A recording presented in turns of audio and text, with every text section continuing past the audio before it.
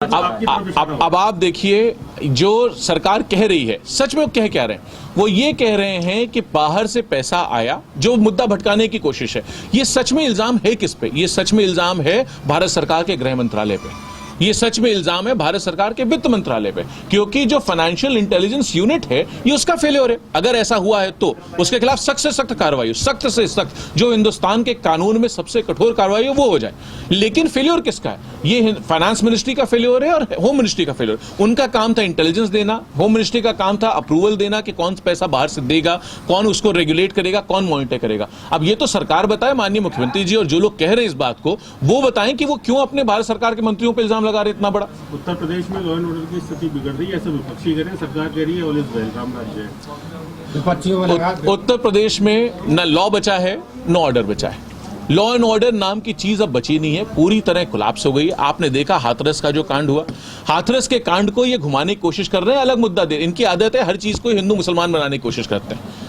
लेकिन अगर सच में मुद्दे हैं, हम लोग, आपको मैंने कहा कि 100 से ज्यादा विधानसभा, 100 विधानसभा लगभग घूम के आ रहे हैं, जो लोग सवाल पूछ रहे हैं, जो उत्तर प्रदेश की जनता जवाब चाहती है, वो ये जवाब चाहती है कि आखिर 7 दिन बाद क्यों एफआईआर लिखी गई।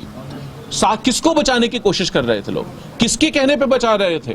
कहां से फोन आ रहे थे, चाहे लखनऊ से थे या लोकल लेवल के थे? किसके फोन थे जिससे 7 दिनों तक उन लोगों के खिलाफ एफआईआर नहीं लिखी गई?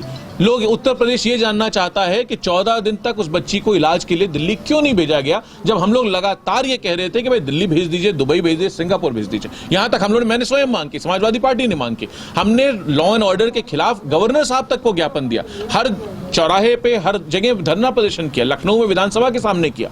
तो लाठी चलाने को तो सरकार तैयार है, एफआईआर लिखने को सरकार तैयार है, गलत इल्जाम और मुकदमे लिखने को सरकार तैयार है, लेकिन उस बच्ची को इलाज के लिए दिल्ली भेजने के लिए तैयार नहीं थी, जबकि निर्भया का फंड अलग से है। वो पार्लियामेंट का पास बजट है, पार्लियामेंट से उसको अप्रूव्ड है, उत्तर प्रदेश ने अडॉप्ट कर रखा है उसको, लेकिन नहीं किया।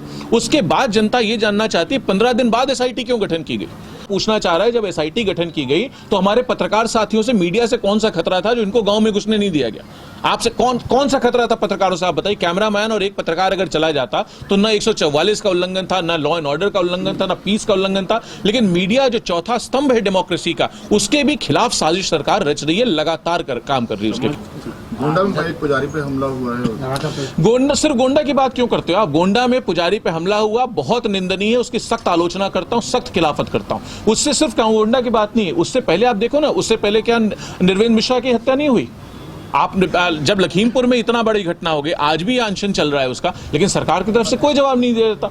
आपने देखा उससे पहले जो घटनाएं हो रही हैं लगातार, एक के बाद एक, कहीं पुजारी, कहीं संत, कहीं महंत, कहीं अध्यापन करने वाला, कहीं सनातन धर्म का पालन करने वाला, सबको मारा जा रहा है। एक परिवार में 4-4, 5-5 हत्याएं हो रही हैं, हर वर्ग, हर धर्म, हर जाति में हत्याएं हो रही हैं। लेकिन सरकार को हमारी आवाज नहीं पहुंच रही।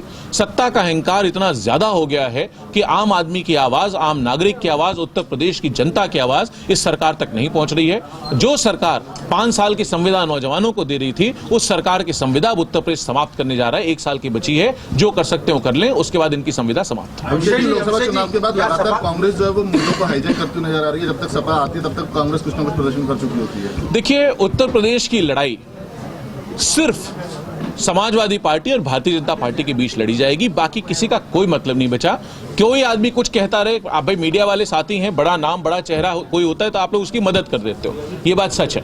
लेकिन अगर आप जनता के बीच जाके देखोगे और तो किसी की भी नाम की चर्चा नहीं है। चर्चा सिर्फ इसकी है कि माननीय अखिलेश यादव इस बार बहुमत की सरकार उत्तर प्रदेश को देने जा रहे हैं और बड़ी मेजॉरिटी के साथ आप समाजवादियों को जनता प्यार दे रही है, विश्वास दे रही है, उनको एक जिम्मेदारी देने जा रही है कि आप सेवा का मौका और उत्तर प्रदेश चलाइए।